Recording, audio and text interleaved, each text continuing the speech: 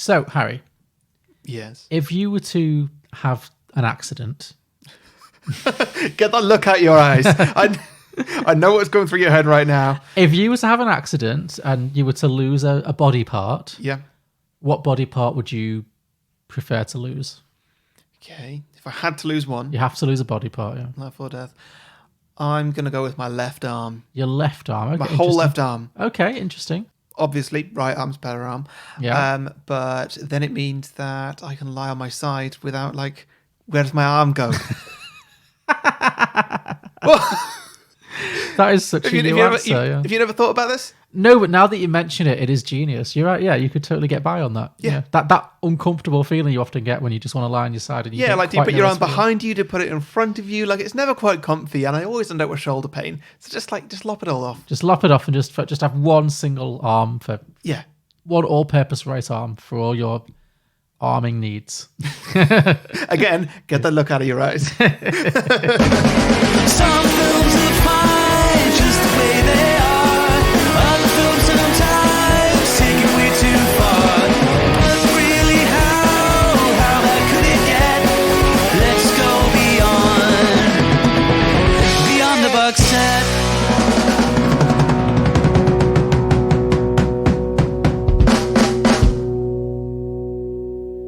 Welcome back, everybody, to Beyond the Box Set, the podcast where today we are pitching prequels, sequels, and spin-off ideas to Moonstruck. We'll also be pitching some drinking games and hearing from my listeners with the ideas they've posted on Facebook and Twitter. But first, we're going to talk about some of our favourite moments from the original movie and catch you up with a bit of a plot summary. I'm Harry, the host with the most baking skill. It's undeniable once again. Yeah. Again, it's not a lot, it's just more than you. It's you can make a basic cake, I'm sure. Yeah. And joining me as always, the host with the most chest hair, is John Lucas. Really? Oh, you got a bit of fluff coming out there. Yeah, I suppose. Yeah. Stop showing it. God damn. You're not the hairiest person in the world. Actually, that is true. You've got your beard and your hair on your head, but do you know my body that well? Every inch, Harry. Every square centimetre. Okay, let's please move on.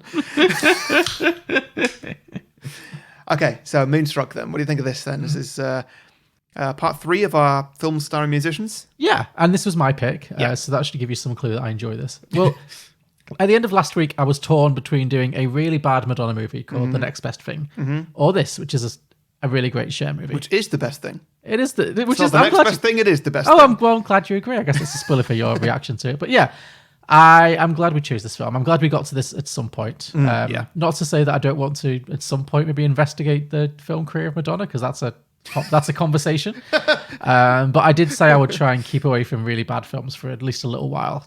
So we agreed on Cher, and I'm pleased. I'm always pleased to watch this film. Yeah, I think this film is completely charming. I think it's just delightful. But how did you feel about it? Really entertaining. I'm glad. I mean, I'd be surprised if you didn't like this. It's a hard film to dislike. You'd have to go a long way to dislike this film. Yeah. But isn't it just the most charming? Like, it's not the most exciting plot in the world. There's not that much that really happens. It's not really.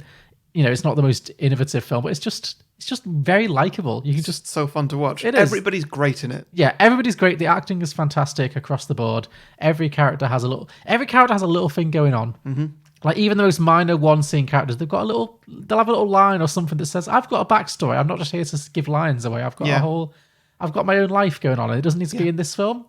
But it's fine. I'm not going to waste time on it like some films do. It's not like Dreamgirls where it jumps and wastes time on characters you don't care about.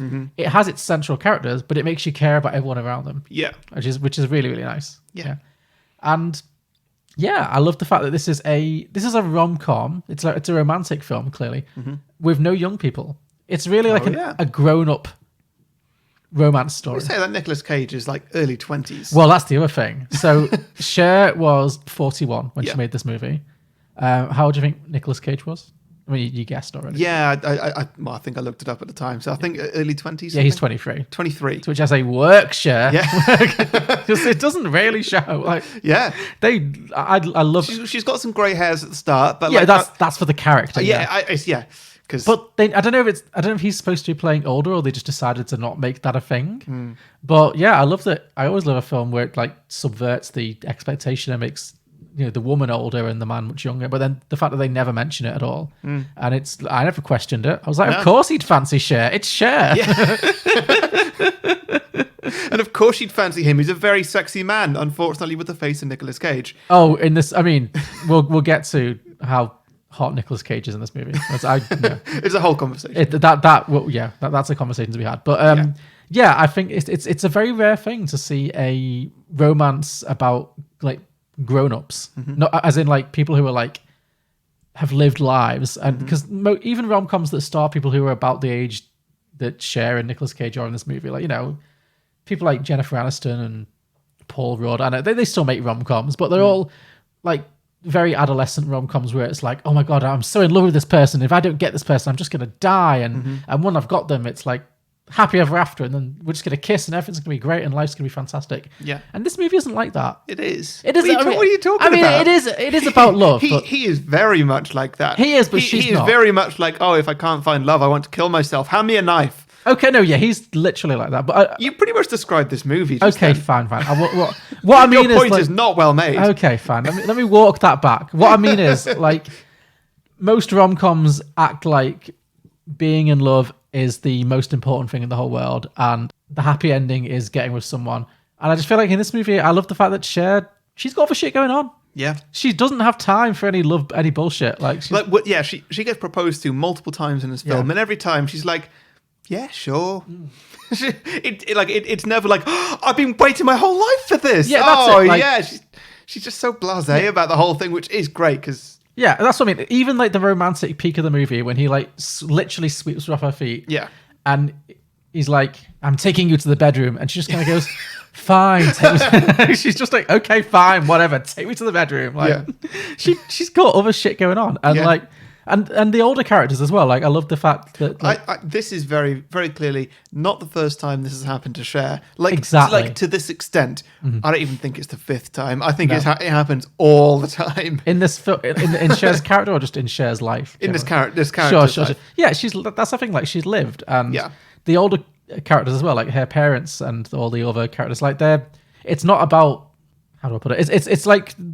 It's about people who have like already been through that stage of like falling in love and all that kind of stuff. And now they're just trying to get through every goddamn day the best way they know how. And and it's nice and it's very sweet. And it's about like, even though this film, I wouldn't say this film's realistic. It's obviously very silly, but there is a grain of like, the truth of just like day-to-day love and just, like being married for 40 years or 50 years. And what's that like? And, what decisions do you make, when you've been in a long marriage and maybe it's not the way it was when you first started. And there's just some really lovely little moments about that. And I really appreciate that none of that feels like it needs to be tied to a story about some 21-year-olds who are, just wanting to shag all the time. It's like, it's just it's you don't often see mainstream rom-coms that are like this. I don't think. I think it's very distinctive in that way. I know what you mean. Like, and I've not described it very well, but no, that like they definitely feel like grown-ups in grown-up relationships, yes, as opposed to much more childish versions of this story.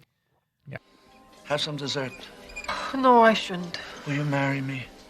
What? Huh? Will you marry me? Bobo, take the card away. Very good, Miss Loretta. Are you proposing marriage to me? Yes. All right. I was married and that my husband died, but what you don't know is I think he and I had bad luck. What do you mean? Well, we got married at the city hall, and I think it gave bad luck the whole marriage. I don't understand. Right from the start, we didn't do it right, okay? Could you kneel down? On the floor? Yeah, on the floor. This is a good suit. So do you want to do a plot summary then? Sure, yeah. So Moonstruck, released in 1987. It is famously the movie for which Cher won her Oscar. Yeah. Yeah. Beating Glenn Close and Meryl Streep, I believe. So, big year for her. Yeah, double win. Double whammy, yeah. Triple win. Triple whammy, yeah. And I love that she won an Oscar for this because it's not the most... It's really not... to be honest, I didn't know that it was for this. Yeah. And... like it wasn't obvious that this was an Oscar-winning role. No, because it's not like, oh, my baby is dead. She doesn't have like a big emotional Oscar speech moment. It's not that kind of movie. That makes me like this movie 10 times more. Yeah, it's just that. But isn't she perfect? Yeah. Like, is her performance not brilliant? But Yeah. it's not over the top or like really Oscar-y. It's just like she's completely believable as this character. Has Nicolas Cage got an Oscar? He does, not for this. He won one for Raising Arizona, which I don't think we've done. I don't know if you've seen it, but yeah. No, he has one, but Okay. it was after this, I think. Yeah, I was wondering because like his acting, which we'll talk about. Oh, sure, clearly yeah. at length in this and many other episodes. Sure, we'll never run out of Nicolas Cage movies. There's just too many of them. So, But like his acting in this specifically, it's remarkably over the top. yeah, but it works. It definitely works. Was any of it ad-libbed? I don't know. Was it improv? Because his delivery makes it sound like it's improv. It feels like, I think this is the thing. Nicolas Cage is the kind of actor where if you put him in the right role, he's amazing. But if you put him in like the wrong role, he's just unwatchable. You know, like, it's just, you have to use him well. And this movie just uses him very well. It's perfect for him. And yeah, I just think that they're both very, very well cast in this. Cher was cast as the lead in this movie. She was a big star in the 80s. And they were looking for someone to play her love interest, and they auditioned a few people. And they auditioned Nicolas Cage, and the producers and the directors, they weren't keen. They didn't really get what he was doing because he is so over the top. And they thought the age difference was too much, and they were just like, no, this isn't going to work. We're going to go with someone else. And Cher actually insisted. She was like, no, if you don't hire him, I'm quitting the movie. She literally put her foot down and was like, if you don't hire this guy, he wasn't a big star at the time. He's like 23 years old. He'd been in a few things. She's like, if it's not him, I'm not doing it. Wow. And I think what that proves is always listen to Cher. Cher is never wrong. Yep. Cher knows what's up because she made a very smart decision. Where was Cher at this point in her career? Oh, Cher's career has had so many ups and downs. And, she was first famous in the 60s, and then she had a few down periods and up periods. But no, this was like 80. I think in this year she made this. She made The Witches of Eastwick, and she released If I Could Turn Back Time. So this was a good year for Cher. Okay, yeah. This is a very good year for Cher. Yeah. So yeah, everything just came together for this. It's a great character for her because it feels very authentic. It feels very like realistic and lived in, and every line she delivers perfectly. And that to me is, I don't need to see someone Crying in the rain. Cry or, lose 50 pounds or, just do some crazy stuff to, or age 40 years. Just go and act really well. Just go and be iconic and look great and act great in a movie and make me smile. Yeah.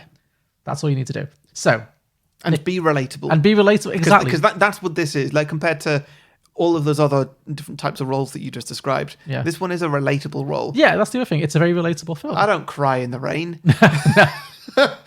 Never? I don't think so. No, okay. Well, yeah, exactly. This is, like I said, this is a movie about people in somewhat, even though it's like very fanciful and it is kind of a fairy tale, at the grain of it is about people just like trying to navigate grown-up relationships. And and she's great in that. Bless me, Father, if I have sinned. It's been 2 months since my last confession. What sins have you to confess? Twice I took the name of the Lord in vain. Once I slept with the brother of my fiancé, and once I bounced a check at the liquor store. But that was really an accident. Then it's not a sin. But what was that second thing you said, Loretta?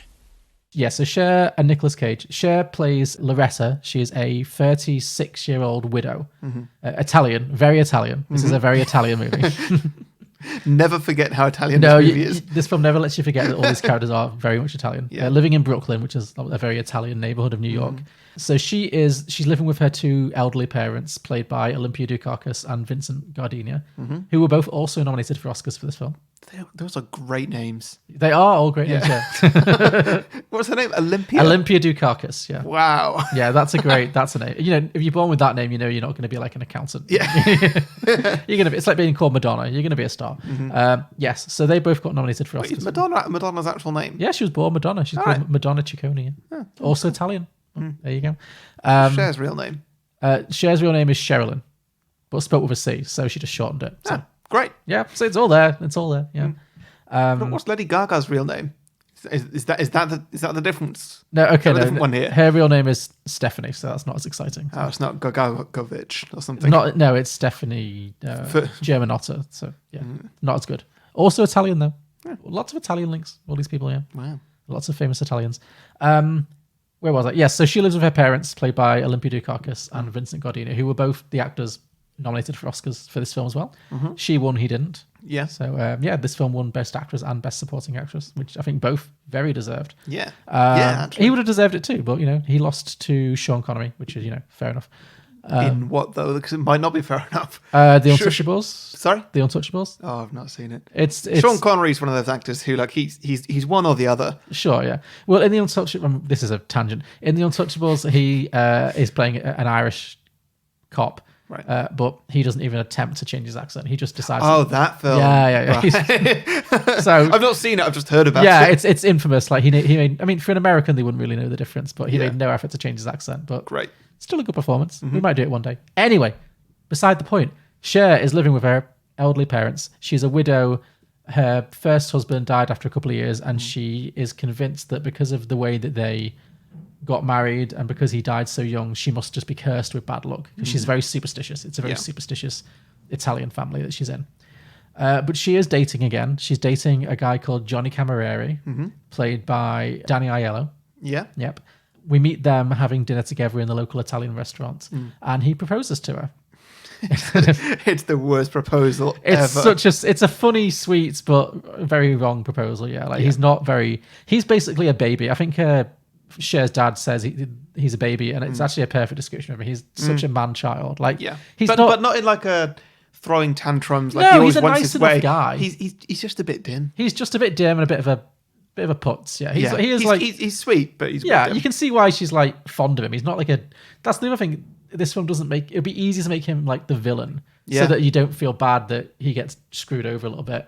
But he's not the villain. He's a perfectly nice guy. He's just a bit of a, I don't know, bit of a baby.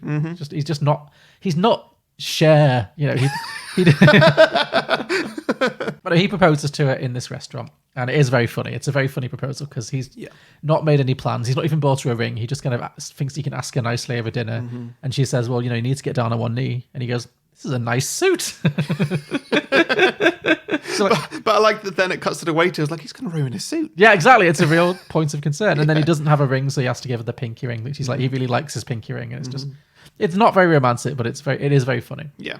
And she accepts his proposal. And then they drive to the airport because the reason he's proposing is that he has to fly back to Italy to see his mother who is dying. So he flies off to Italy, leaving her alone in New York for a few weeks.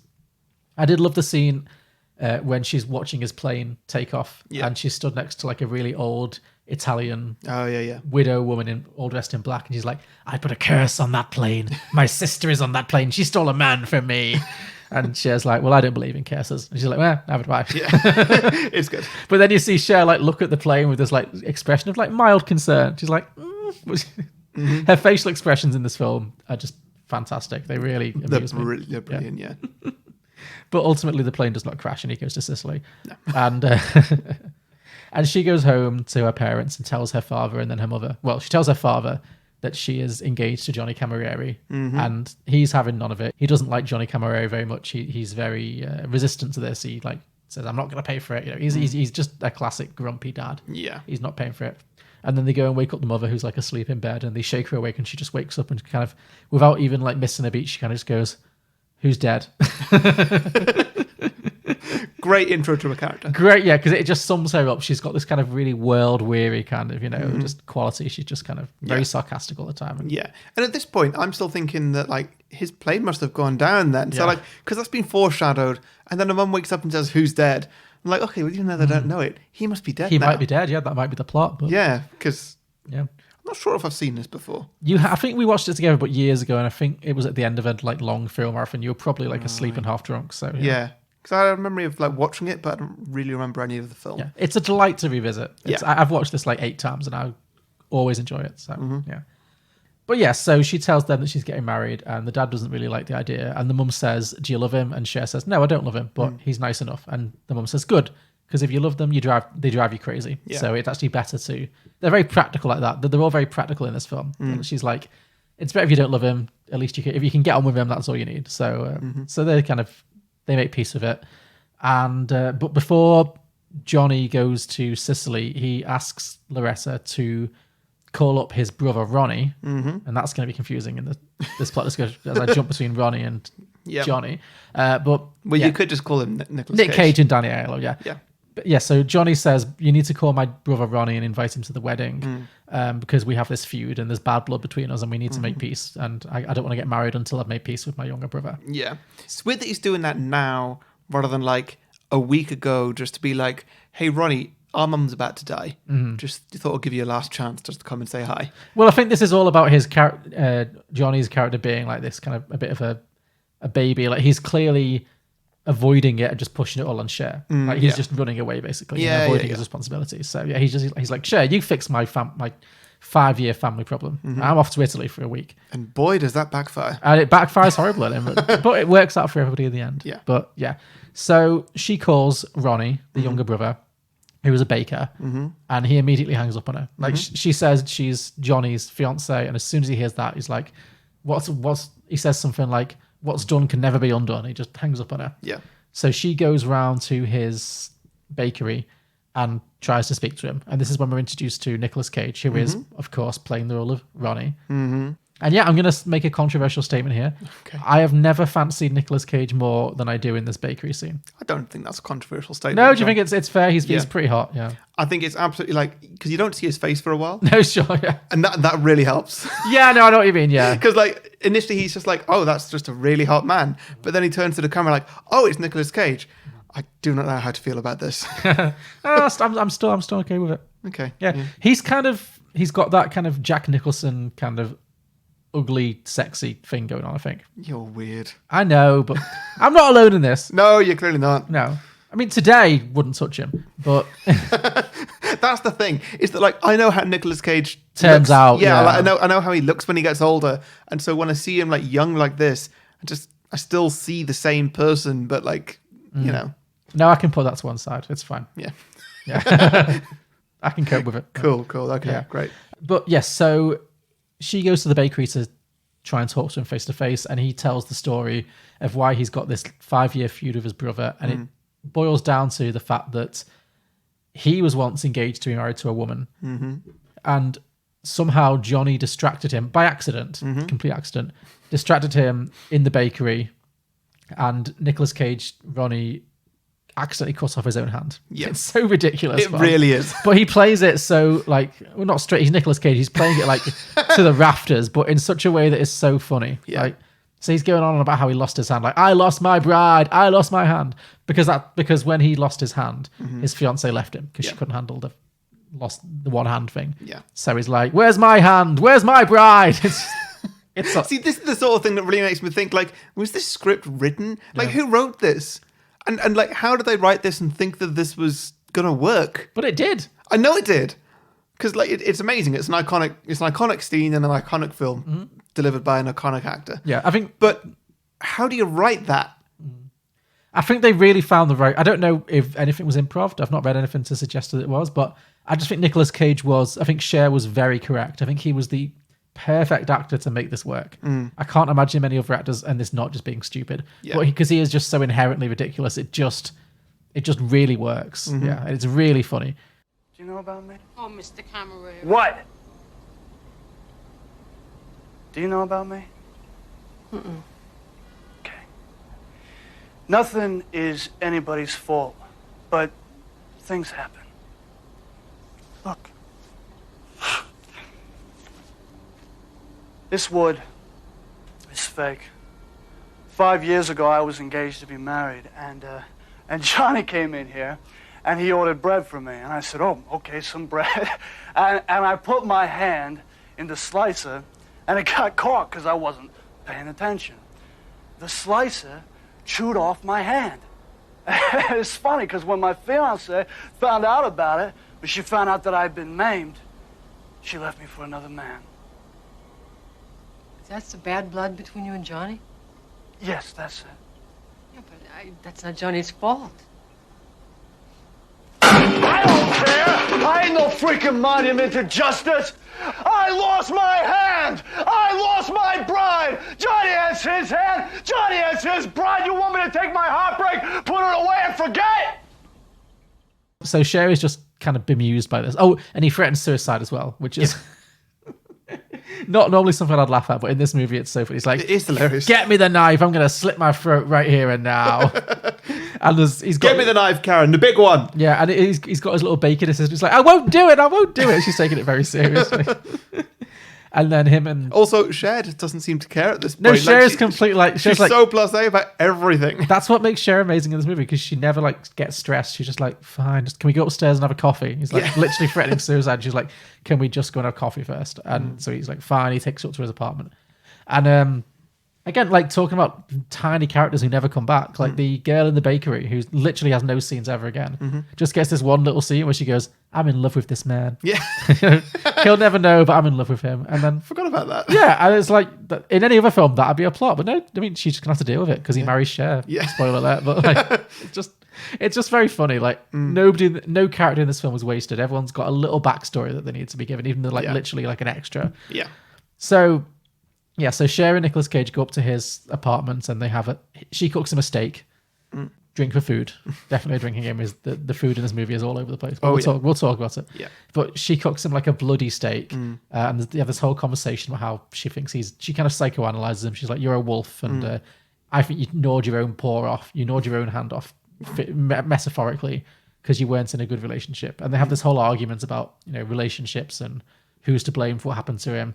And it gets very heated. And then they have a big passionate kiss. And then he sweeps her up and takes her to the bedroom. I forget if it's around now or if it's later in the film, but there's a delivery of one of his lines which just really got me. He's like, "Oh, was it get into the bed?" No, it was, but it was more come into my house and get into my bed. Yeah, that's later on, but It's just really emphasis on the get and then like a long pause and like again, how did he do this? He's just he's just great. He's an absolute genius. He really is. Yeah, when he's in the right role. What do you think he's like to work with?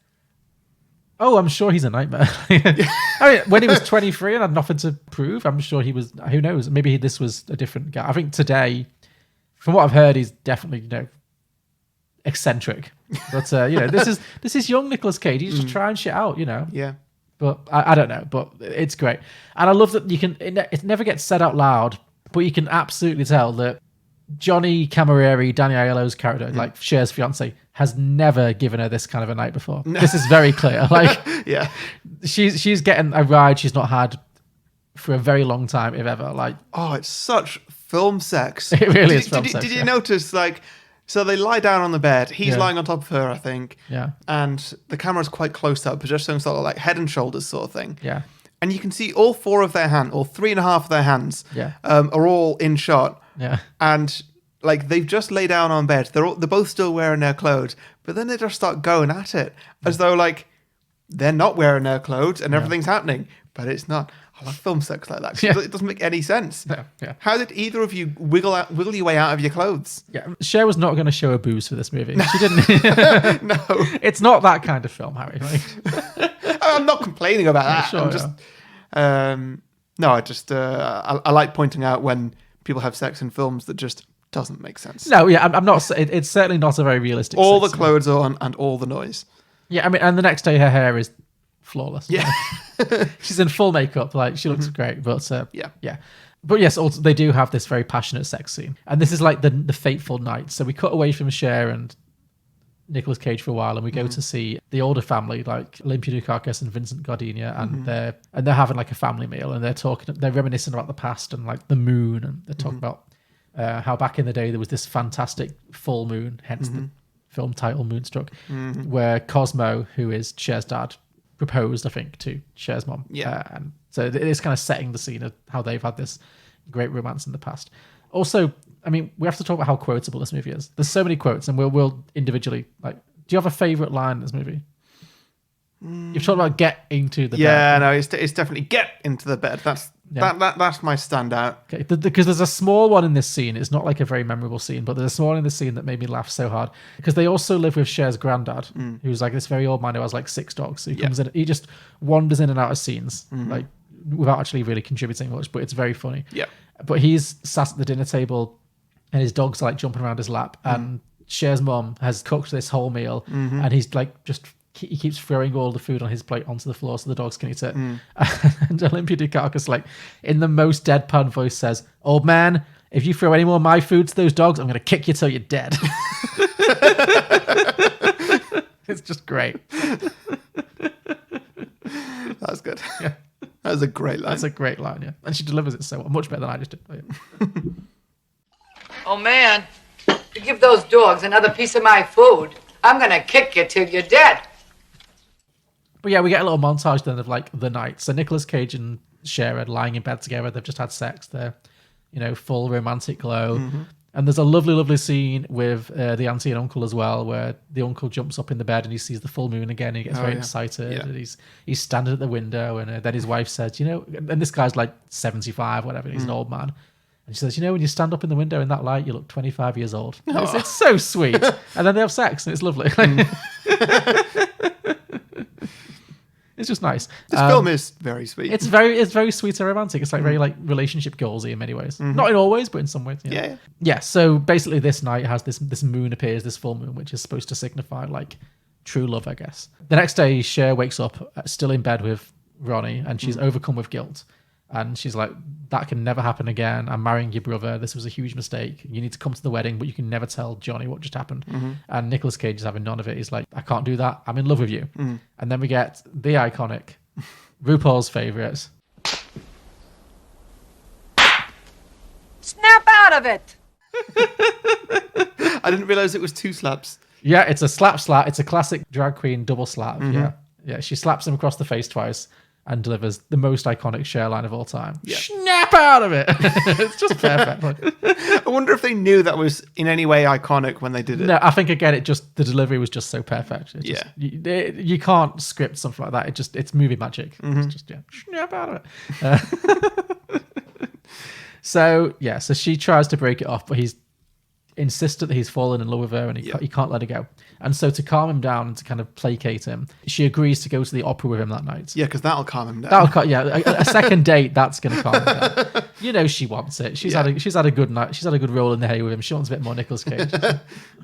So she agrees to go to the opera with him that night. And then on the way, she goes by the hair salon and gets a full makeover. Because the whole film before now, she's still Cher. It's very, it's a very movie, like, let's make someone incredibly glamorous look a little bit dowdier. Like, she's got grey streaks in her hair. She's got very, like, thick eyebrows and stuff. Then she goes to the salon and gets this makeover where they dye her hair and they give her a big blowout and she comes out looking just... Well, she becomes Cher. She looks like Cher. She steps out and she's Cher. And she's got giant hair and she looks incredible, impeccable. She buys this dress and she goes to the opera with him. And... she's deeply moved, of course, by the music, and she sheds a tear, and she's living for it. But then she's deeply disturbed after the opera, or in the interval. I think they go downstairs, and she's very disturbed when she catches her father with his mistress. Oh yeah, because we've learned earlier in the movie that her father is having an affair with another woman. So she kind of catches him with that, and that really upsets her. But then she's also been caught with a man who's not her fiance, so her dad kind of calls her out on it, and they kind of agree to not rat each other out, but she's obviously very upset about it, because as you would be if you caught your parent having an affair. Meanwhile, we cut to a very tragic scene of her mum having dinner alone in the local restaurant. Just like while her husband's like actively cheating on her, she's just having a lonely solo meal in this little Italian restaurant. It is pretty sad. It's very sad. Yeah. But then she also finds a little soulmate. She ends up sharing a table with John Mahoney, who I know best as the dad from Frasier, but that's probably before your time. But yeah, he is this college professor who twice in the movie is seen on a date with younger women in like who are like teenagers or like early 20s at most. If he's a college professor, presumably I think he says they're students of his. Right, yeah. Basically, he gets does he, or in the second one, doesn't he say like she's a mental health patient or something? Oh, maybe that's even worse. I don't know. He proper throws her under the bus. I don't know if that was like his... I think that was like his line to kind of excuse himself. Because basically, she throws a glass of wine in his face and storms out this young girl.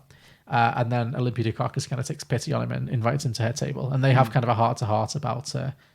they talk about love, and she asks him, why do men chase women? And he says, probably because they're afraid of death. And she's like, yes, that's the answer I was looking for. They're afraid of death. Yeah.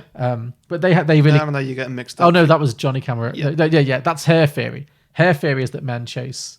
women because they're afraid of death, and he doesn't know. But anyway, they have this dinner together, and they bond, they connect, they have a clear little bit of a romantic spark, and then they walk home together. But then he kind of invites her back up to his place, and she turns him down. She's like, you know what? No, I know my husband's cheating on me. I know my life's not great, but I also know who I am. I don't need to have an affair. I'm comfortable with who I am. And she's like, no, it's fine. I'm good. good night. It's very nice. It's very sweet. It is, yeah. So she turns him down. Meanwhile, Cher and Nicolas Cage are walking back home from the opera, and she tries to leave him, but once again he talks her into getting into bed with him. Well, basically, this is when he does the "get into my bed" speech, which is great. Like, he does a whole big speech about how It's like any other person, it wouldn't have come across as romantic. It would have come across as like kind of creepy. Very much so, yeah. But weirdly, Nicolas Cage, of all people, he pulls it off really well. Totally. Yeah. I think it's just like he's built up that rapport with the audience earlier in the film that like, yeah, we've all fallen in love with him. We can see why Cher likes him. Absolutely, yeah. And also, as much as he's very intense, he's never like forcing anything on her. She's very much like making the decision. Like he's just saying like, I love you. I think we should have sex. I think that's the right thing to do. And she's like, she thinks about it and she's like, yeah, all right. Yeah. Very nonchalantly, she's like, fine, okay, yeah. Let's do it. So they have another night together. And then we get this amazing shot of her having the most glamorous walk of shame of all time. Like this is no walk of shame I've ever experienced. You know, the walk of shame. You know, you're normally bedraggled, you look like shit. You know, you're hungover. Cher's just like effortlessly strolling through Brooklyn, like in this with her hair still fully blown out. She's got this beautiful red dress on. She's kicking cans down the curb. She's not vomiting. She's got no inclinations of vomit. Like this is like the ultimate walk of shame goal. But yeah. Yeah. But to look like Cher. To look like Cher, yeah. It's the dream, yeah. It's what I fantasize that I look like when I am doing the walk of shame. Just like. But she gets home and the family sits down for breakfast. Oh, sorry. I've skipped a bit. So before the morning, so that night when Cher's mum, Olympia Dukakis, when she turns down John Mahoney, then she gets into her house and Johnny Camilleri comes back from Sicily. His mother has not died. She's staged a miraculous recovery.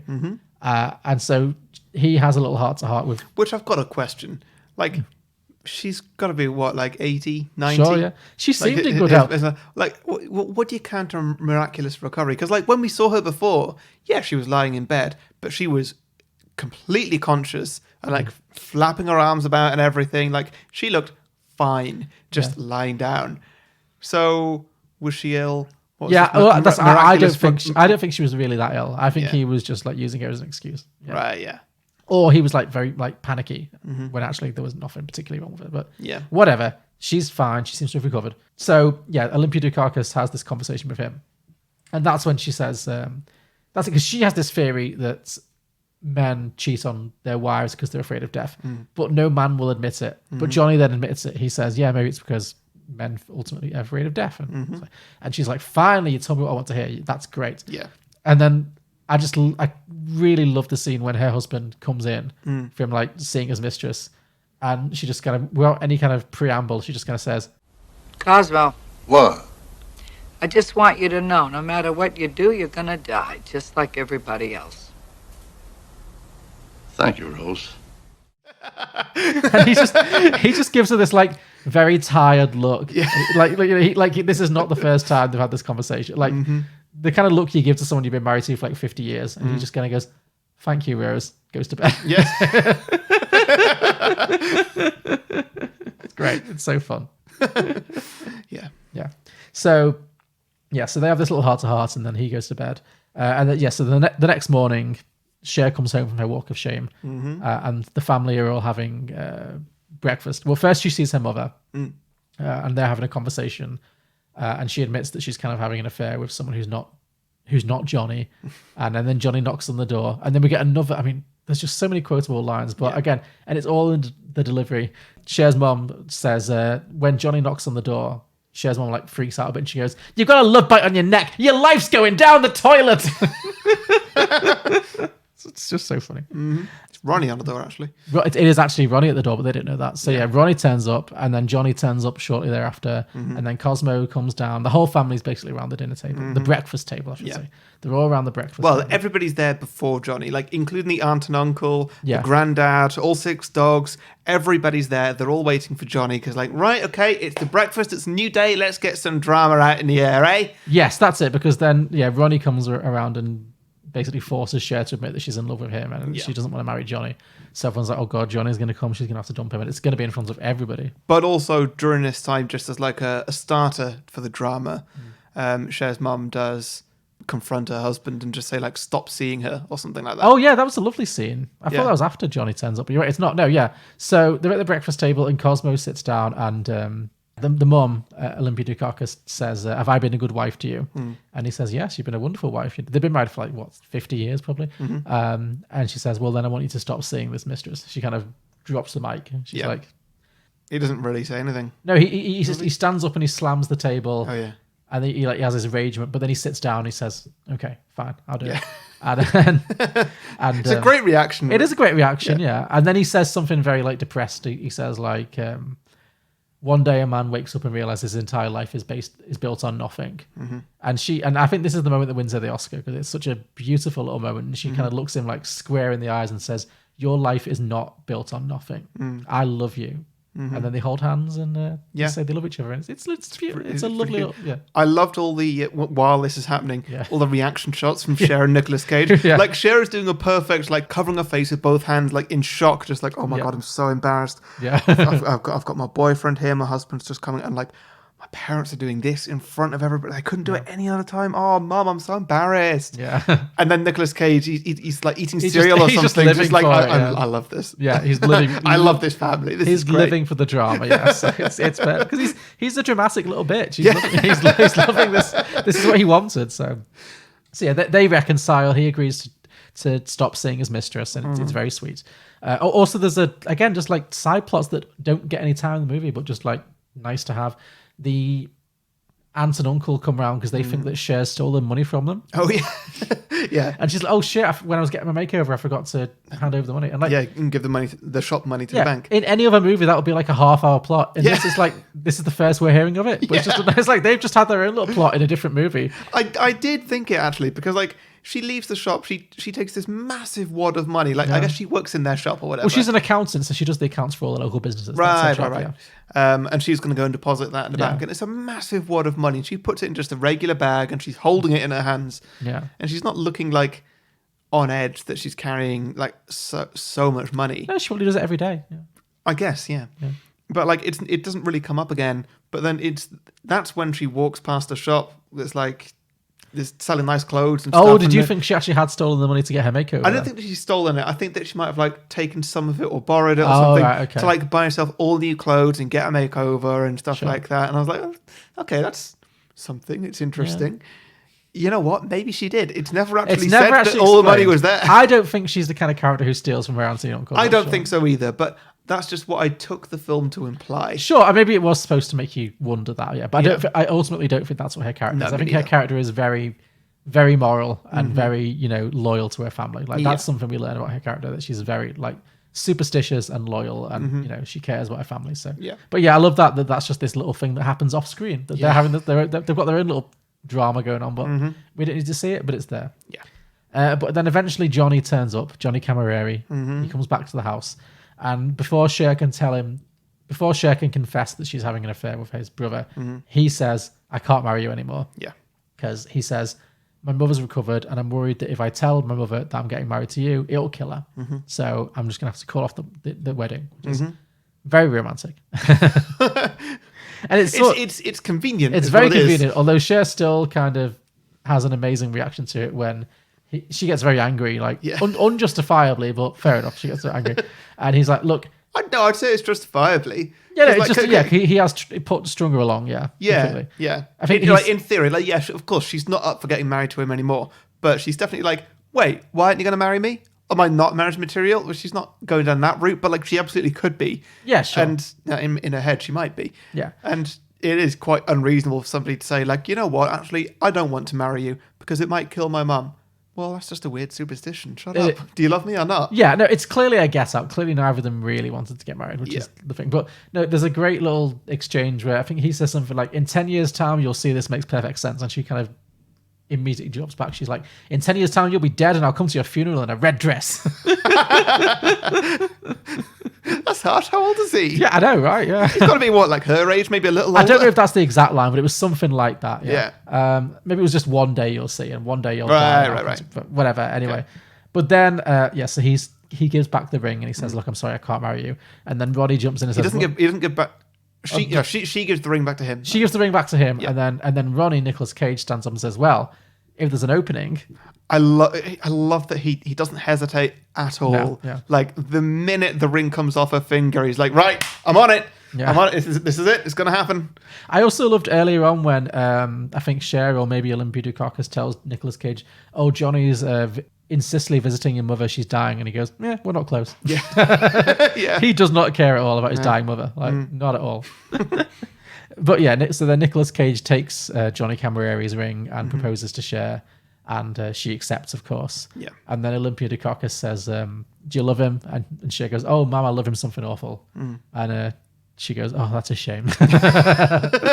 Yeah. But Because yeah, it'll drive you mad. it'll drive you mad, yeah, because love drives you mad. But it's a happy ending, and then they get mad, they get engaged, and then the grandfather, the guy. Well, with I the like dogs. that. Well, sorry, you skipped over that. Nicolas Cage also clearly didn't have a ring. No ring, doesn't get not down a on one surprise. knee. So he's No. just like, Johnny, can I borrow your ring? Yeah. There's no, doesn't stick to tradition at all. It's great. Yeah, it's fantastic. He proposes. She Because accepts. like at this point, I feel really sorry for Johnny in a way. Like his brother has just gone and stolen his fiance. Not that he didn't want to marry. Not that he wanted to marry her, but yeah, that's happened. He's got to take back his shitty ring that wasn't good enough to share in the first place, and then lend it to his brother so that his brother can propose. Yeah. He's all really harsh. But then I love it that like seconds later they're all pouring drinks, and Cher's granddad just passes him a drink and says, "Get over here, you're part of this family too." Yeah, that's it's really sweet. It is very sweet. It's just about they're all just a big old happy family, and it all works out best for everyone. Although I do love that. I think the last thing that happens is that I think Nicolas Cage proposes to Cher, and she says yes, and then the grandfather with all the dogs just bursts into tears. Oh, yeah. And his dad goes, "What's wrong, Pop?" And he goes, "I'm so confused." Yeah. There's so much going on. Yeah. But yeah, and then the credits roll, and we get when the moon hits your eye like a big pizza pie. That's Watch the copyright. Yeah, sorry, that's all I was saying. But yeah, that is the end of Moonstruck. Yeah. Very good pick. I'm glad you enjoyed it. Yeah. Yeah. I'm glad I didn't choose that Madonna film. No. Although I might come back to it one day. But Sure, yeah, but like this was a great. this is pick. one that's been on the was- the waiting list for a long This time. was a great time to do it. Yeah, agreed. Johnny Camilleri showed up last night. What? He's in Sicily. No more, he's not. No, he's with his dying mother in Sicily. She recovered. She was dying. It was a miracle. A miracle? This is modern times. They ain't supposed to be miracles no more. Well, I guess it ain't modern times in Sicily. He came right from the airport. He wanted to talk to you. You got a love bite on your neck. He's coming back this morning. What's the matter with you? Your life's going down the toilet. Okay, shall we get on to drinking games? Sure thing. So the first one I've got is drink for a hand gesture. Drink twice for two hand gestures. Okay. As dual hand gestures. Do you mean? I mean, it's not a very visual medium, but do you mean the Italian kind of under the chin, like? Thing? There's a lot of that, yeah. And well, there's so much in this. Yeah. Like once you notice it, you'll never stop noticing that everybody is doing it. They're Italian, yes. It's a very expressive people. Yeah. It's just great. It's really entertaining. It is, yeah. It's very fun, but yes, they're definitely amping that up to the max. Mm-hmm. Okay, drink every time Loretta, as in Cher's character, mentions her look. Her look. She's obsessed with like bad luck and good luck. And, Okay. The fact that she thinks she's cursed. It's just a running theme. Yeah. So drink for that. Yeah. Yeah. Drink for superstition. Same thing, basically. Same thing. Yeah, that was basically what I was Oh, getting her at. luck. Yeah, her I luck. thought you said her look. Oh, her look. No. Oh, yeah. Okay, so superstition is basically, drink for superstition. Right. That's what I was saying. Yeah. Yeah. Okay, cool. We had the same thing then. Okay, drink for food. Yeah, definitely. Lots and lots of food in this movie. Yep. Yeah. Eggy bread. And, Yeah.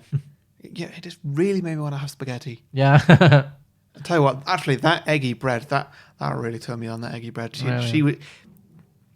that looked like such a good sourdough with an egg cracked into the middle of it and fried up. It looked flawless until she flipped it over and the egg wasn't at all ready and she just sort of threw it in the frying pan. That yolk would have gone everywhere. Wow. No, She screwed up. She absolutely screwed up. And she served it to Cher. Cher didn't even eat it. The phone rang. They should have had their Oscars rescinded just for that. Yeah. It was an abomination, John. Drink for the moon. In this a fair amount, obviously. Certainly, it is the theme of the movie, yes. So a good romantic full moon, yeah. Drink, I mean, we've had hand gestures, but drink for Italian. Drink every time a character speaks in the Italian language. Sure, yeah. Because there's a lot of that, jumping in and out of Italian. Speaking of, drink for opera or aggressive Italian music. Yeah, sure. You know, a lot of people in this movie were not Italian as well. That doesn't surprise me. No, I mean, a lot of them were, but Cher is Armenian and Olympia Dukakis is Greek. So, yeah, lots of people pretending to be Italian. Yeah. But, What's Nicolas Cage? no, he's Italian, I think. Right. He's from the Coppola family, which are an Italian family. So, yeah. Drink every time a side character gets a hint of a storyline. Oh, yeah. Yeah, like I said, literally there is no character, however small. If they have a line, they have a story. They've got a backstory. Yep. So, I like that. Yeah. Yeah, that's good. Drink for mismatched acting styles. Oh, go on. So it's basically any time that when there's Nicolas Cage just going at like 11 out of 10 and then Cher's doing something that's just not quite the same. Basically, I forget when exactly the first scene I noticed this in, but it's just when Nicolas Cage is just going completely off the wall and you think that the script isn't, or I think the script isn't scripted for him, and then Cher's doing a very different kind of acting. It's much more subtle, but it's still entertaining to watch. Sure. There's a lot of that going on. But don't you think that works really well, that contrast? Oh yeah, they complement each other very well. Yeah, it's not like they're in two different movies. No, not even slightly, no. Yeah, it's just like, yeah, you can see how she's much more grounded than he is, and that's why she's attracted to him, and that's why he's attracted to her. They're like opposites attracting. Yeah. But yeah, it's not like they're both giving different performances in different movies, but I agree, they're like, she's so down to earth and so common sense, and like nothing phases her. Yeah. And he's the most melodramatic person in the world. So it's a very funny contrast. Yeah. Cool. That's all I got. I drink for dogs. Oh yeah. The old man has upwards of 6 dogs. I can never tell from scene to scene. Yeah. Yeah. And drink every time someone has liquid or food thrown in their face. Sure. Again, very Italian. Wait, is there much food thrown in the face? I can't remember if there's a lot of food, but certainly liquid. Like, there's lots of wine throwing. And, Yeah. Particularly on poor old John Mahoney, who has like at least 2 girlfriends who splash him with wine. But I think there's other occasions as well. Just lots of very dramatic flinging of glasses of wine. So yeah, drink for that. Yeah. Okay. Oh, and drink for cheesy Italian pop songs. Yes. Well, I've already covered that one, but yeah. Sure. So, listeners, if you've enjoyed that and you feel like you want to be big friends with me and John. Big friends. Interesting turn of phrase. Sure. I'm making this up as I go along. Sure, go as ahead. I do every week. Sorry. You can come and subscribe to me and John by going to patreon.com/beyondtheboxset. There you can join for as much or as little as you think they were worth. We do a pay-as-you-feel system, so we don't take advantage of the tiers there. Pay whatever you think we're worth, and you get everything, no matter what. So you get a 30-second advert slot on the main show. Once a month, we do a Patreon episode as well. Get a Patreon to pick a film for us. You can come and guest if you want to, but you don't have to. It's a great way for us to find new films. And a new thing that we started doing, at the end of the episodes, we do live call-ins. Yeah. I don't know why I said the word live. They're not live. They're pre-recorded. Very much pre-recorded, yeah. Yeah, so for Patreons only, you can have your say. You can talk about the movie for a little bit, but mainly come and do a sequel pitch. Come and make it entertaining. Yeah. And we'll play them at the end of the episode. This being the first episode we're doing it We're trialing a new thing. It'll either work spectacularly well or you'll never hear about it again. Yeah. So all that and more. And bonus episodes, yes. And bonus episodes, of course. Yes, film There are reviews. We've bonus got the show Oscars beyond coming the up box with set, yeah. doing that. So yeah, all that and more, all at patreon.com/beyondtheboxset. So what does the receptionist do when the fire alarm goes off? I don't know. Call the fire brigade? I seriously hope that was a joke. That's what the fire alarm is for. Well, she's the one who asked what to do. I'm just guessing. Well, I think you'd have to be the one that makes sure everyone knows where the fire exits are and checks that everyone is out of the building. Like, we have the list of guests. It's not that hard. I just wait till it actually happens and we'll see if you find it's not that hard. What are you going to do if everyone goes off running in different directions before you check them off your list? Or someone sleeps through it. I highly doubt you can sleep through a fire alarm. I have. Sure. So what? We're just going to say they'll check off all the guests as they exit the building to make sure they're all out. Welcome to The Quids In is a new fictional podcast coming to all podcasting platforms weekly from September 10th, 2020. Learn more about the show by visiting our website at islandlifeproductions.com and clicking on Support Us. Okay, so I'll go first. Sure, sequels, yeah. Now, there were many characters that you could spin off. There were, yeah. There were so many, but there was one that really stuck out to me. Okay, I'm interested. So I've called this Moonstruck 2, The Curse of La Lady at the Airport. Oh, is this the old lady? Oh, fantastic. So this is the old lady I mentioned in my plot summary who has put a curse on her sister's airplane. Yes. Okay, great. I love it when you heard it on a tiny character. Yeah. Well, this film just lends itself to it because It does. there's what, like 50 of them? Yeah, everyone has a story. Yeah. There are no wasted parts in this movie. Mm-hmm. So I'm just going to play a clip from the film, and we'll go from there. There's someone on that plane. Yeah, my fiance. I put a curse on that plane. My sister is on that plane.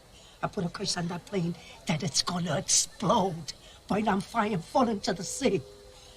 50 years ago, she stole a man from me. Sorpresa il mio uomo. Today she tells me that she never loved him, that she took him to be strong on me. Oh, she's gone back to Sicily, ritorna in Sicilia. I cursed her that the green Atlantic water should swallow her up. I don't believe in curses. Neither do I. So this is Great one-line character or one-scene character, isn't it? So we're going to pick up. Okay. 50 years previous. Oh, okay. We're going to get some sisterly love battles. I like it. Okay. So back in the 30s, the 1930s, in Italy, we are going to have a film with a little love trio. Sure. There are going to be two sisters, and there's going to be a man. Okay. Who's playing these characters? Do you know? The man, Leonardo DiCaprio. Sure. Italian. Very Italian, yes. The sisters, Kate Winslet. Interesting. Claire Danes. Oh, his two most famous film love interests, Titanic. Notably, neither of them remotely Italian, but sure, we can go with that. That's fine. Well, I'd say it works. They're probably just as Italian as Leo. Well, I mean, Claire Danes technically was playing an Italian in Romeo and Juliet, so, and Kate Winslet has range, so sure. So why not? Why not? So Kate and Claire, who are going to be called as such, very Italian names. They own a restaurant together in Venice. Okay. It's a very well-regarded restaurant, one of the best in the city. Kate likes it because she's small. Kate like... What? That made no sense. Kate likes it because it's small. Okay. She's the chef, Right. so it basically means that she doesn't need to do loads of work. Okay, so she likes having a small business. She's not all about... She thinks it's friendly. Yeah, it's nice. Whereas Claire, who runs the business and she works the front of house, she wishes that they could grow the business because they're doing so well. Ah, okay. Conflict. Now, one day, a very fancy man comes in. A fancy man. Obviously, this is Leo. Okay. Claire recognises the quality of his suit and sits him at their best table in the window. Okay, now, question. Yeah. Sorry. Is this present day Leonardo? They are all their current ages. Yeah, they're all about mid-40s now, I think. How old is this old lady supposed to be in Moonstruck then? She said it's been 50 years. Well, then she'd be mid-90s. Okay, fine. It works. So it's not like Romeo and Juliet Leo. It's current Leo strolling in. Yeah. Okay, fine. I don't think that a Moonstruck sequel would have the budget to do a CGI de-aging. No, trick, I don't think so. I'm not thinking of CGI. I'm just trying to get the timelines in place. That's fine. Okay, cool. Yeah. So, yeah. They're all. Yeah, I'd say they're all their present ages. Maybe they could be playing a tad younger or something, but sure. No, okay, fine. I'm here for it. Yeah. Nothing too ridiculous is happening here. Sure. So yeah, Claire, she sits him in the best seat in the window, best table in the window, and she flirts with him a bit, as you know, as is partially her job, but also it's not difficult. It's Leo. So sorry, remind me. Kate Winslet is the owner, and Claire Danes is the waitress. Yes. Okay. So which one's they both own it. They own it together. Sure. Kate works in the kitchen. She's the head chef. Right. Claire is the front of house. So is Claire flirting with him or Kate? Claire. Claire is flirting. Okay. Yeah. Just keeping it straight in my head. Yeah, Carry on, yeah. Sorry. And she finds out that he's down from Verona. Little callback. Sure. To see the canals. Are we asking Leo to do a full Italian accent? I'd say so. Yeah. Cool. I like it. Yeah. All of them are doing such. Oh, great. So she goes back into the kitchen and giggles to Kate about how attractive he is and how she fancies him, and as well as giving his order, of course. Sure. And she describes him in a lot of detail to Kate. So Claire goes back out to serve the other customers, leaving Kate alone.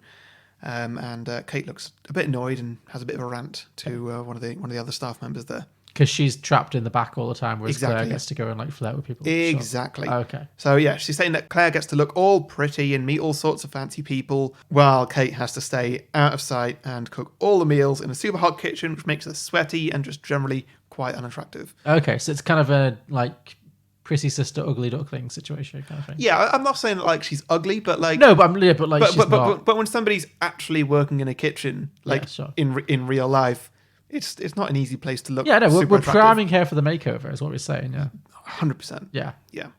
Maybe she's got thick glasses on and everything. Sure, her hair is frizzy from all the food smoke and stuff. Yeah. Yeah. So meanwhile, out in the restaurant, Leo has just finished his meal, and it's the goddamn best pasta he's ever eaten. Oh wow. It's so good, in fact, that he's not just going to leave a hefty tip. He's asked Claire if he can meet the chef and shake their hand. Oh, okay. So he goes back in just as she's finishing her rant. And my forehead is always covered in grease, and I could swear I found a dreadlock the other day. Leo, standing behind her, clears his throat. So it's a classic meet cute. Yeah. She turns around, all embarrassed. Her face is red as the tomatoes on the chopping board. It could be embarrassment or just the heat of the kitchen. Sure.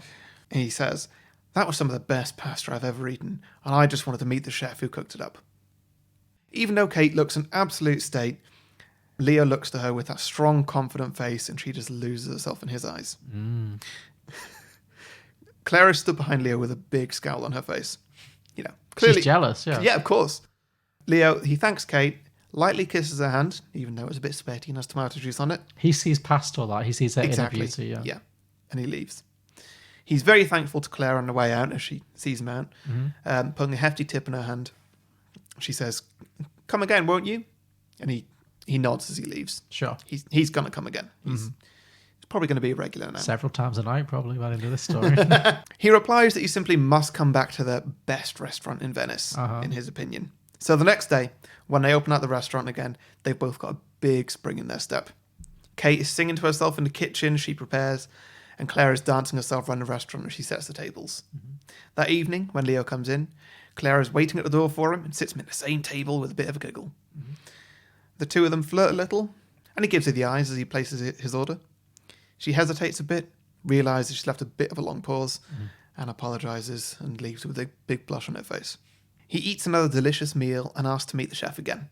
He goes back, and Kate has done her best to make herself look nice. Okay. So she's not had a makeover, but from somebody else, she's done her own. She's done what she can. Yeah.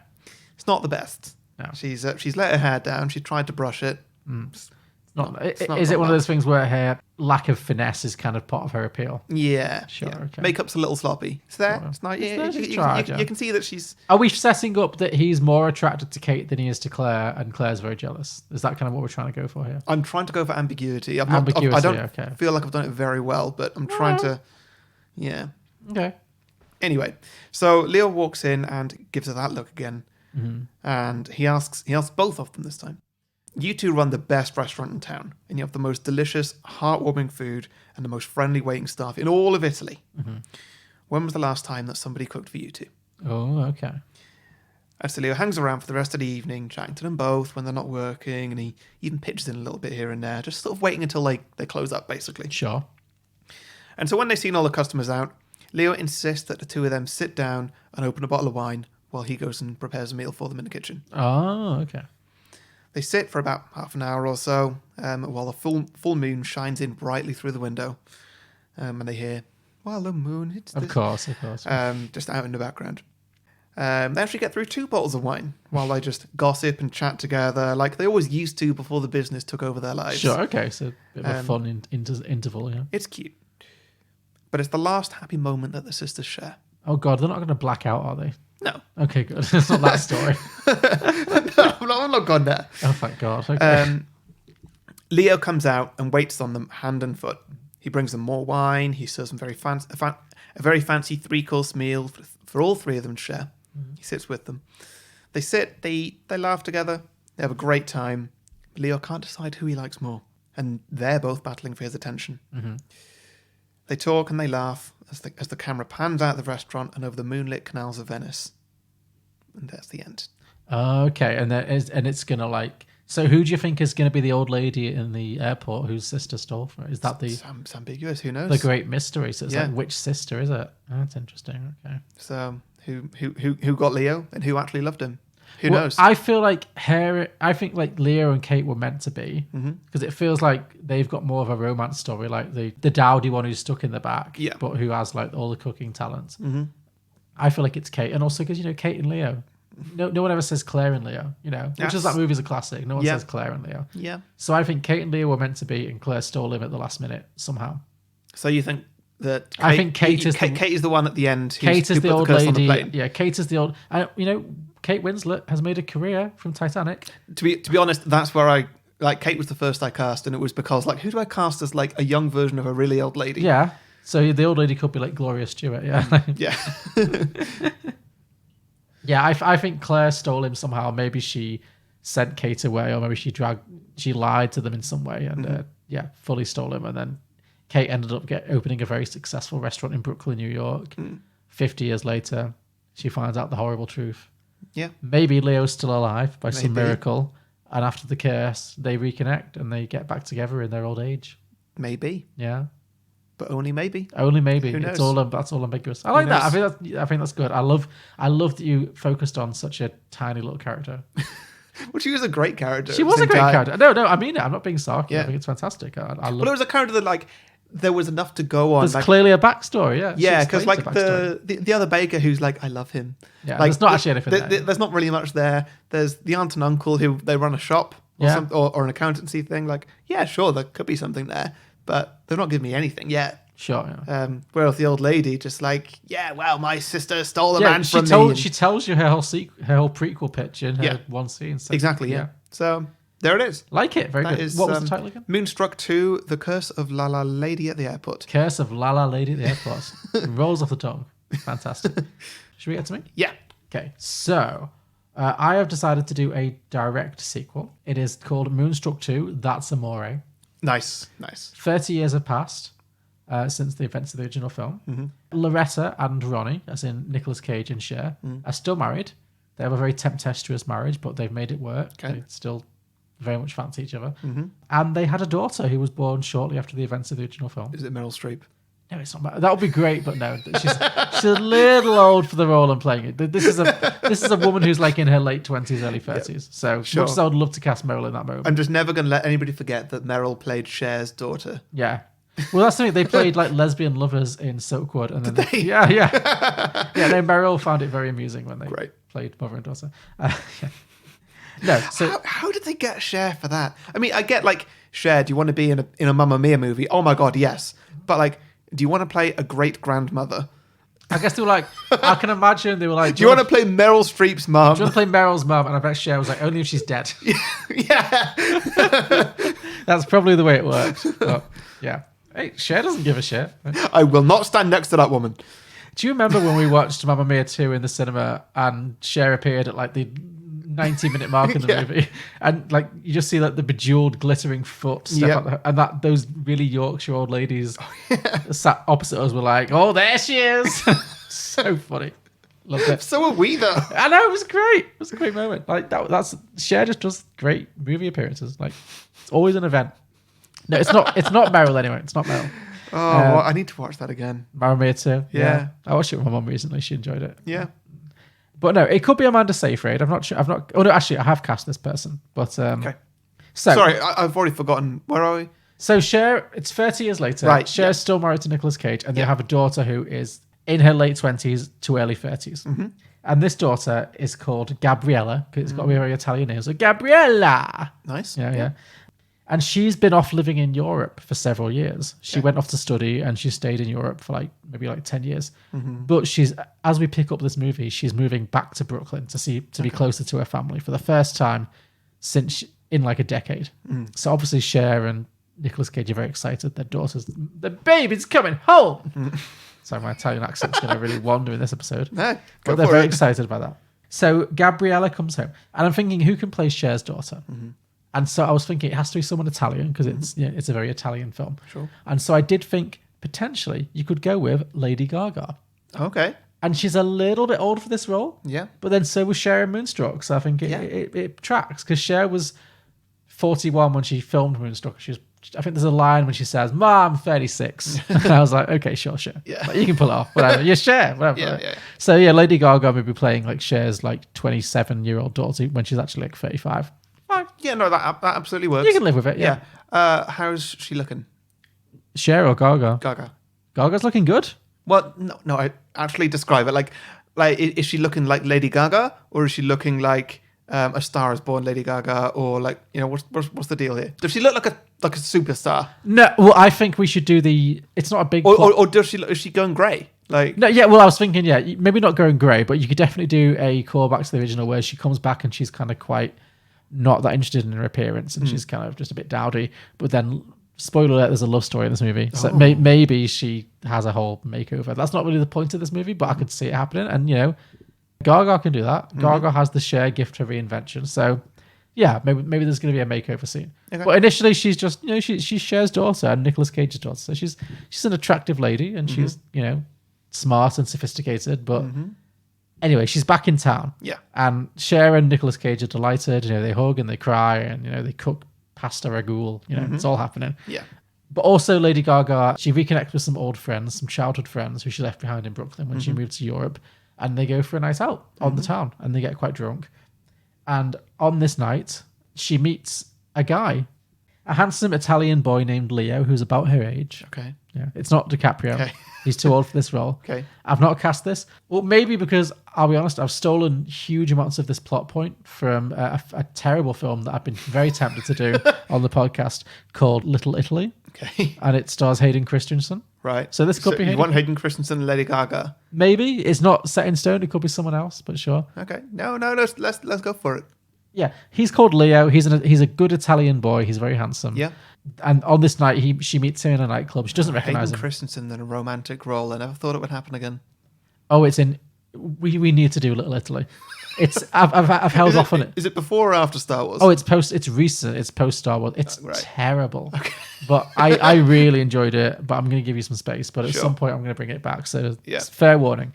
Anyway, so Lady Gaga and Hayden Christensen and Leo, he's a handsome Italian boy.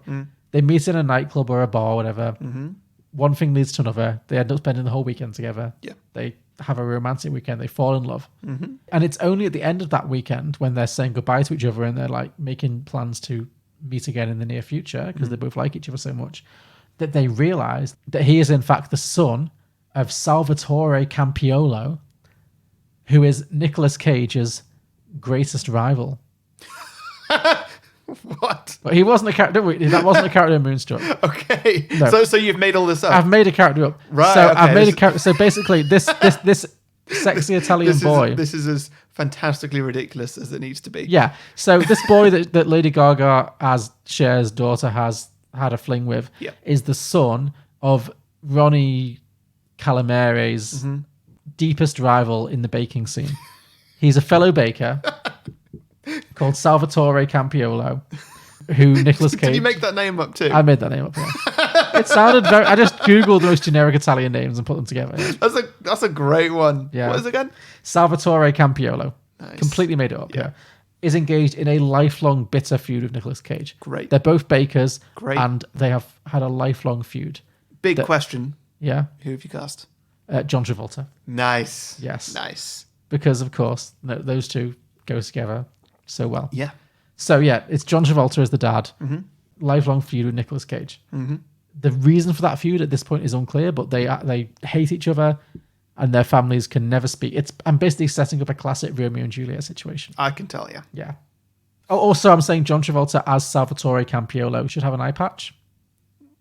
I already assumed he did. Yeah, well, because Nicolas Cage has lost his hand. Yeah. And Salvatore's lost his eye. They need to be evenly matched. Yeah, no, it that fits so perfectly. Yes. So, they're in a bitter feud, but nevertheless, they're so much in love, this couple, that Leo, Hayden Christensen, proposes to Lady Gaga and she accepts. Right. But they can't tell their families because this feud, it's bitter. It's a bitter feud. So Lady Gaga, Gabriella, she tries to tell Cher and Nicolas Cage. And Nicolas Cage does not take it well. So badly does he take it, in fact, that not only does he forbid them to get married, he also orders Lady Gaga to grab the kitchen knife, and threatens to slit his throat in the kitchen right there and then. Oh, he's so entertaining. He's so over the top, yeah. Yeah. And Cher, of course, is more level-headed. She's like, Johnny, calm down. I'm like, you're crazy. Say it. My Italian accent, yeah. Snap out of it. There it She is. slaps him, yeah. Yeah. Snap out of it. Meanwhile, we cut to Salvatore, John Travolta being You equally think if this furious. did get a sequel that they put that line in? You'd have to. It's the most iconic. It would was Cher, voted. would Cher deliver it, or would somebody else deliver it? Who else can deliver it better than Cher? Like it was one of the it was voted one of the 100 greatest film quotes of all time in Empire magazine. So it's a truly great line. Yeah. Anyway, John Travolta as Salvatore is equally unhappy. He's having a whole bitch fit about this marriage as well. He's not having it. Whatever. Yeah. So this has only made the feud between the two families even worse. So both of their parents forbid the match and tell them to separate. But Lady Gaga and Hayden Christensen, they're too much in love. Gabriella and Leo, they're too much in love. They keep seeing each other on the sly. It's a classic Romeo and Juliet. Their families are separating them, but they love each other too much. And the family feud escalates and only becomes more urgent when Gabriella discovers that she is pregnant with Leo's baby. Oh. Yeah. And they're too scared to tell their parents because with the rivalry having reached fever pitch, Ronnie and Salvatore have challenged each other to the year's annual Baker of the Year contest. And they're going to go on a head-to-head battle. Great. Great. I love the drama. Yeah. The challenge they both have to face together or against each other is to flip the most pizzas without stopping in a row. Okay. So they're both like making pizzas and like putting all the ingredients, putting the cheese, putting the toppings on, putting the oven, like making the most pizzas and then flipping them and starting the next one without stopping for a breather. Wow. And the one who lasts the longest wins. Okay. It's a very intense battle. Anything to do with the quality of the pizzas? What's the deal here? No, they have to be good pizzas. They have to be like worthy of their restaurants. Yeah. So they have to keep making these pizzas until one of them drops, basically. Right. That's the challenge. Yeah. My money's on Cage. Yeah, they go head to head in this pizza making competition. I think he's got way more stamina. Yeah. It lasts 18 hours. Wow. 18 hours, and neither of them have stopped, and they're flipping pizzas next to a giant hot baking oven. Yeah. And they're flipping and baking and seasoning as fast as they can. You know, they're shaking. Cage's only got one hand. How's I know. he doing this? Well, Travolta has only one eye, and there's no depth perception. You know, it's tough. Yeah. And meanwhile, Cher's in the background, like, Johnny, you're gonna kill yourself. Yeah. She's trying to reason with him, try and talk him down. Yeah. But neither of them will give in. So they're both like literally risking their own lives to bake these pizzas to win this competition. Can we have John Travolta's wife also just shouting stuff at him, but she's never on screen. She's not cast as anybody. She's just always an off-screen. Yeah, well, I was voice. thinking you could have like Marissa Tomei or something, but whatever. Yeah. Doesn't matter.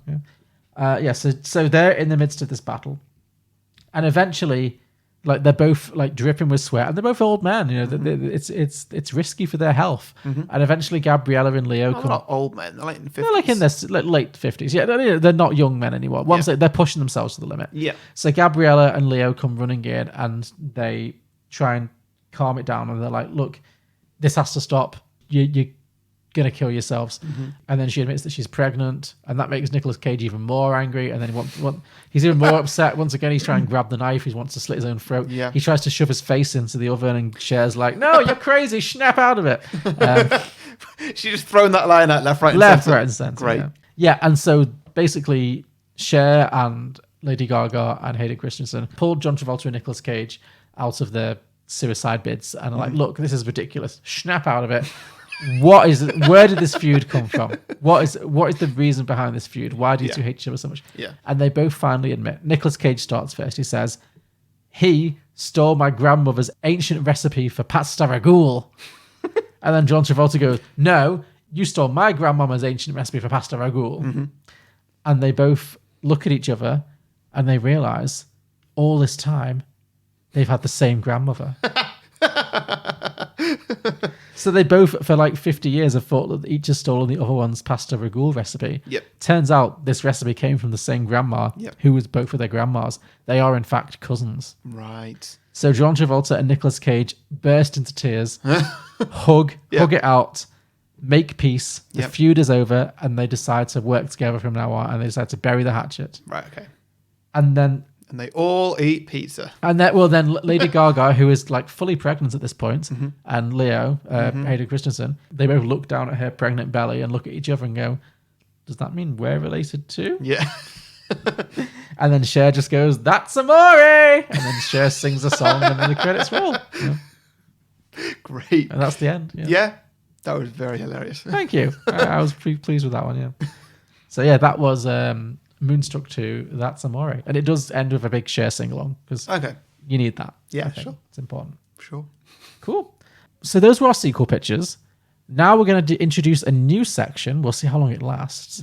This is our Patreon corner section because we do have a Patreon. I don't know if we mentioned it enough, but patreon.com/beyondtheboxset, where you can subscribe for as much or as little as you want, as little as $2 a month, to access a range of bonus features, including bonus episode and the opportunity to pick films for us to do in the future, and also to be a guest if you would like to, and much more as well.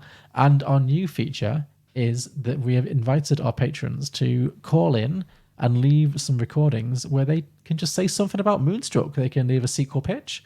They can leave us a drinking game. They can leave us just a general impression. They can do a Cher impersonation. So, Harry, what have our patrons this week given us on Moonstruck? All right, well, I've got a few. So the first one is from Finn Ross Russell, Lovely. who has guested on what episode? He introduced us to Moonrise Kingdom, I believe. Ah, that was it, yeah. He is a great friend of the pod. We love him deeply, and I'm excited to hear what Finn has brought to us. Also, Finn, congratulations on your engagement. Oh. He got engaged to his girlfriend recently, so well done, Finn. Yeah. Oh, well done for him. Congratulations, Finn. And what a good episode to bring it up in. Indeed, yeah. Yeah. Yes, when the moon hits your eye like a big pizza pie, you're engaged. Yeah. Anyway, here he is. Here's Finn Ross Russell. So for Moonstruck, I'm thinking a straight-up remake with Lady Gaga and Bradley Cooper in the male and female lead roles, since apparently remaking films that didn't need to be remade is exactly what the two of them are used to doing. Yeah, that's a good shout. That's definitely something so I can see happening. I think me and Finn had the same thought process there. But, yeah, I guess. Yeah, very good. Thank you, Finn. Excellent. Mm-hmm. What else we got? Okay, so the next one is from also a friend of the pod, Phil Better. Lovely, of the Phil Better Show, iconic podcast, the Phil Better Show. Yeah. He has guested on a couple of episodes. He did Wolf with Jack Nicholson, and what was the other one he did recently? He did. Was it another horror film? Is he a Halloween regular? Yeah, you know what? I've absolutely forgotten. He definitely did Wolf, and he did something else as well. It's around somewhere. All classic episodes. Yeah. The name of the movie is Sunstruck, and it takes place years later. Cher is now a grandmother with Ronnie, and we see her son living in Italy, having a lovely life. But he misses something. Something's missing. And he goes and he ends up finding Johnny's daughter. But they don't know it's daughter. And they start having a relationship and going through some great things in the sunny Italy countryside. And it ends up kind of being the exact same story of Moonstruck, but it's just roles reversed from Johnny, being the Ronnie in this case, So that's the suggestion. I hope you guys love it, and thank you again. The name's Phil Better.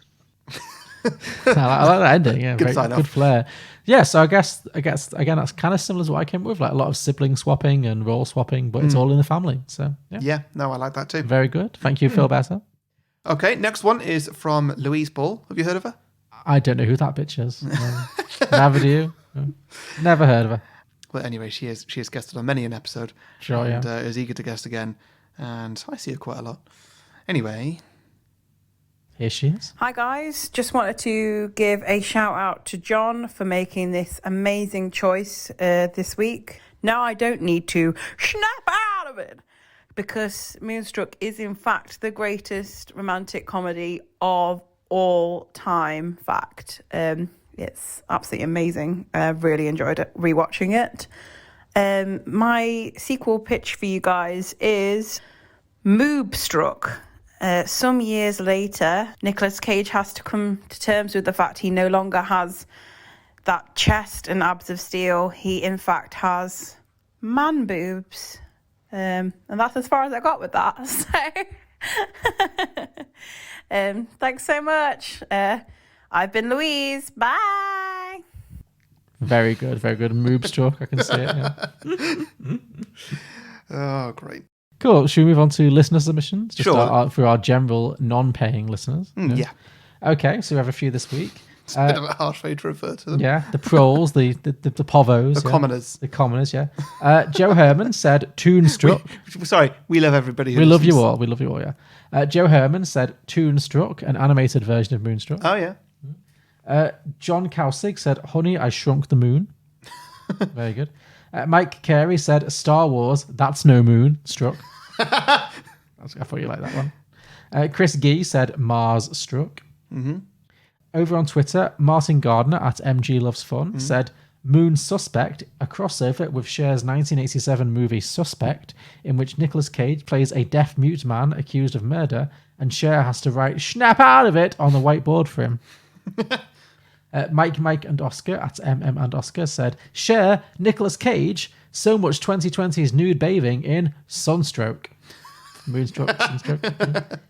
And finally, Scott Hillman has produced a genuine sequel pitch, which I'm quite pleased with.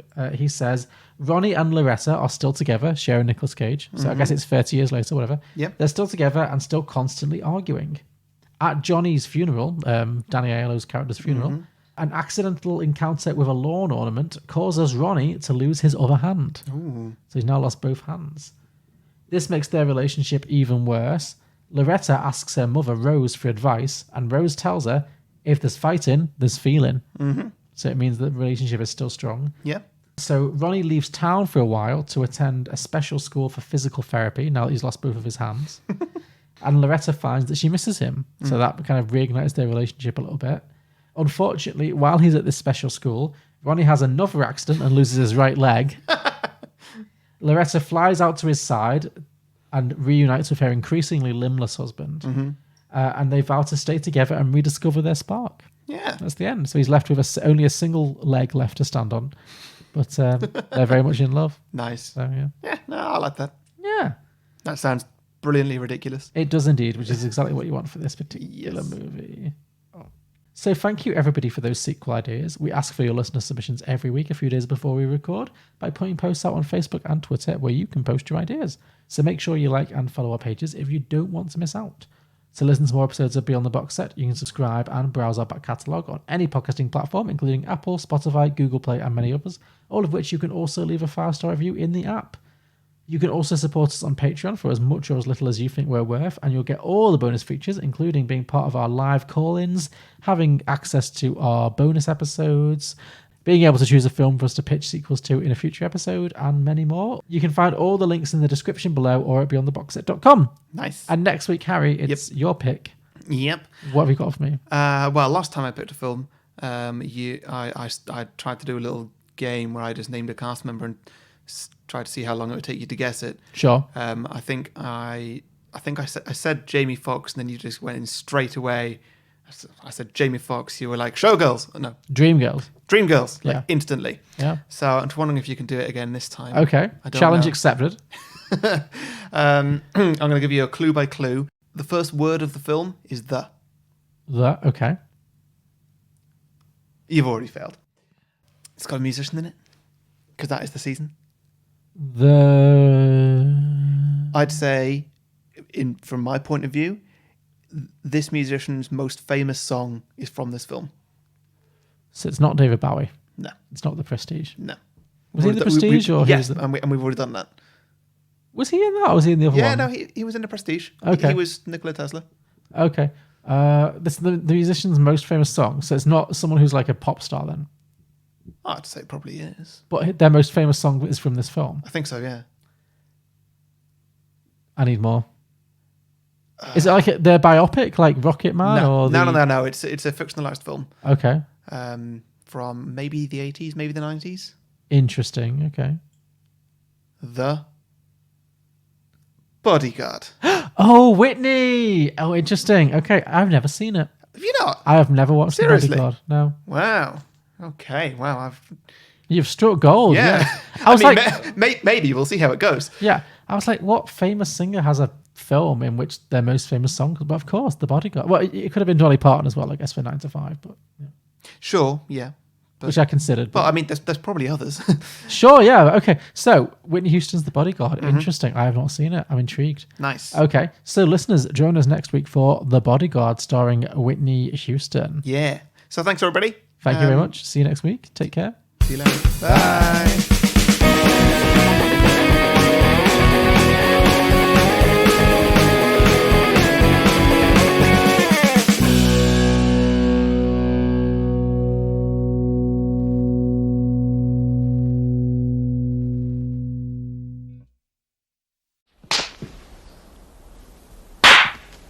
Snap out of it!